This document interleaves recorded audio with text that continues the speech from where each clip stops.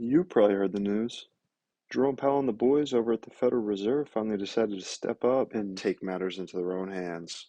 So, how are you supposed to fill your pockets up with cash when a recession is thrown right into our laps? Well, don't you worry. I am Carter, a senior finance major at an accredited farming school business program, and I am more than qualified to show you my research into some industries and companies that are going to succeed and thrive during this recessionary time.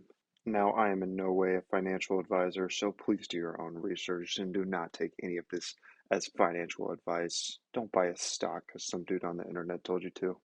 Right now is a confusing time for a lot of investors, as you can't just ride the green line endorphin rush of your last paycheck that you pumped into an overpriced Tesla stock. You got to get down into the weeds and find those companies that have the competitive advantage to stay growing during an economic downturn. We're starting off hot with Taiwan Semiconductor Manufacturing Company, and they produce, as you guessed it, semiconductors. They're the little chips that go into just about everything important, like phones, high-powered computing products, cars, just about anything else important in today's age. Every country needs them, which makes them a hot commodity. Now, TSM is actually at the top of the food chain. They have the largest market share in the world of semiconductors, which sets it apart from its competition with its crazy moat, along with boasting an impressive gross margin over 55%. Now, if you don't trust my judgment on this, why don't we back check the GOAT on this one and see what he has to say? Dude just dropped a fat $4 billion paycheck on their desk, so I'm going with the fifth richest dude in the world. Their future looks bright with strong signs of growth and good relations with titans of other industries like Apple being their largest customer. Beware though, the jump in price from the Berkshire investment makes it seem like a bearish next few months, so make sure you're holding long term because these guys are legit. The next company I want to talk about comes from one of the best performing industries during recessionary times. I'm talking about energy. I mean, when times are hard, the last thing moms turn off is the lights. There's a ton of crazy growth opportunities in this industry, so I'll have a video soon out just on that. But there's one that stands out. I'm talking about the American staple, SHEL. You've definitely driven by one of their crusty looking gas stations a million times, but you might not have known how massive this juggernaut is. They're one of the largest energy companies on the globe, and they don't just heat your homes, but power businesses and run factories, along with a big focus on their liquefied natural gas version, which is becoming a huge factor with renewable energy intermittencies. And with demand for gas growing globally year over year for the next decades to come, Shell is about to be printing money. And with that juicy 3.33 dividend yield, they're going to be cutting me a nice slice of that cake. And like I was saying, that LNG stuff is going to be a big deal over the next decade, with the world heading towards renewable energy, either by regulation or choice. So my bet's with the people that are doing it the best.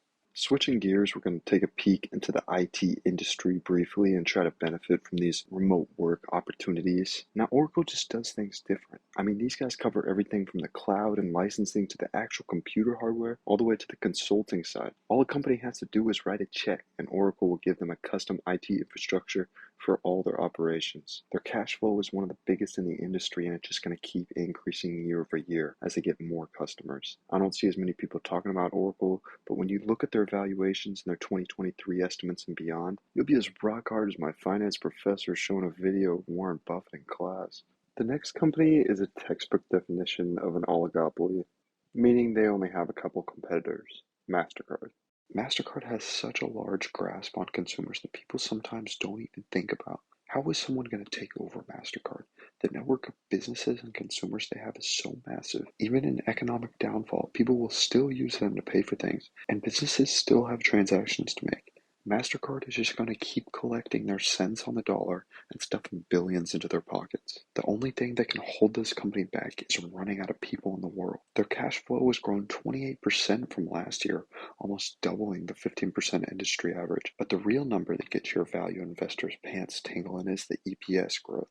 They're on pace to hit 26.8% this year, which is over double the industry average of 11.5. Don't just take my word for it. These major capital management and investment funds have had their hands on MasterCard for a minute. Even Batman's bought in.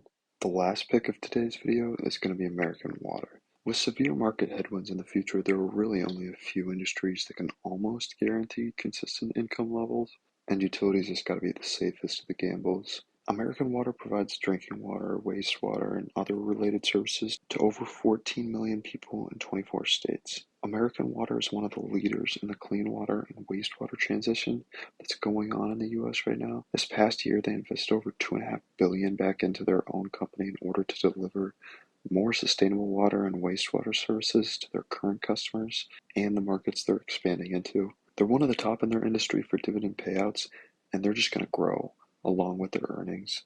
Although it's in the utility category, water services isn't expecting the crazy growth that other major sectors like energy and natural gas get, but they serve a consistent customer base and oftentimes just tend to steadily improve. These guys are all in on sustainability and their carbon footprint, so I think they're going to be a solid piece of America's future water infrastructure. That's my list of 5 bigger companies you should be watching out for in a bearish 2023. I'll be releasing videos like these regularly, and I'll track how each of my companies turn out and update you at the end of future videos. Thanks for checking out the video. If you enjoyed it, let me know and subscribe too. I'll see you around.